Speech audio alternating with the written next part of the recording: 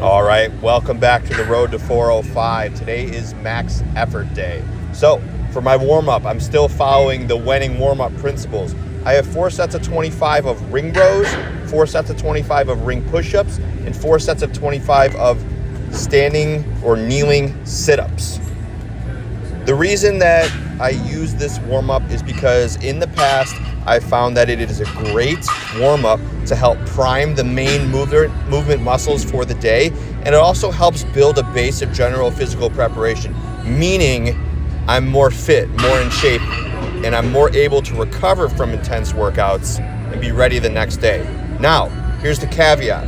I'm going to be changing these ring push-ups because I've found over the last 2 weeks that I'm not able to touch near the weight that I normally would on my max effort lifts due to being fatigued just a little bit too much before my main lift. That type of warm-up is supposed to pre-fatigue you to a degree, but those ring push-ups are a little bit too much. I can feel the, I guess you would call it instability in the bench press early on from doing that total amount of push-ups, which is 100.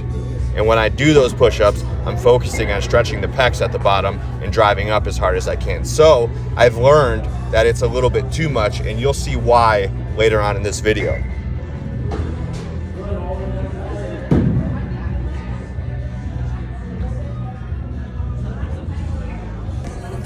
As I begin to warm up, I always start with an empty bar, and I move the bar like it's got 400 pounds on it.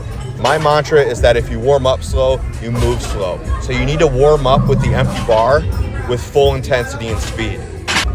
Now, here's where I start recording my sets and reps.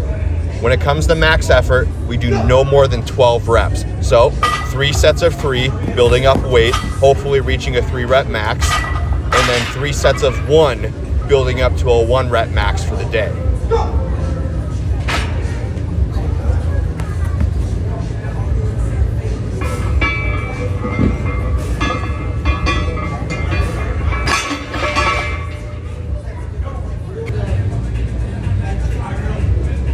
Right about here at 315 on the second or third rep is when I could start to feel the fatigue setting in, which should have given me a better indicator. I chose to ignore it. My ego got in the way for when I was building up for future sets.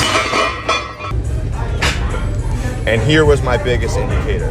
365 to the one board moved relatively well, but if you've ever been under the bar, you'll know what I'm talking about. You feel tired, even though it moved fast. And here you can see I obviously failed this rep, and this is where I called it for the day as far as my main movement. Not to mention my hamstring cramped.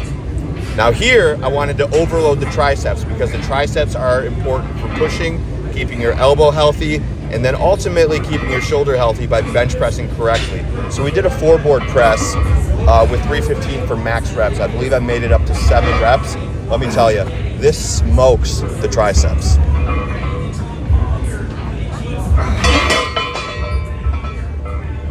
Following the overload, I had 2 sets of 20, a full range of motion, as deep as I could manage to stretch my pecs for dips. I'm driving out of the hole as hard as I can, controlling back down as easy as I can, and stretching those pecs out. This one smokes your pecs if you do it the right way.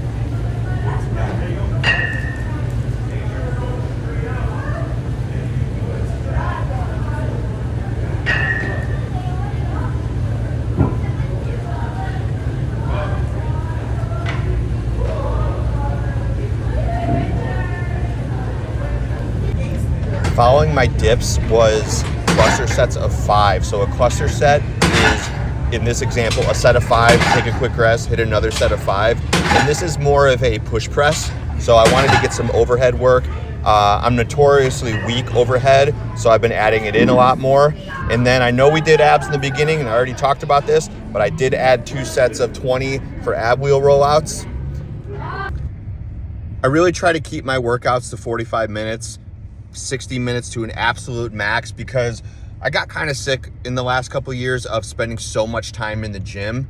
So for example, I still have 1 or 2 more accessories from yesterday that I would like to finish.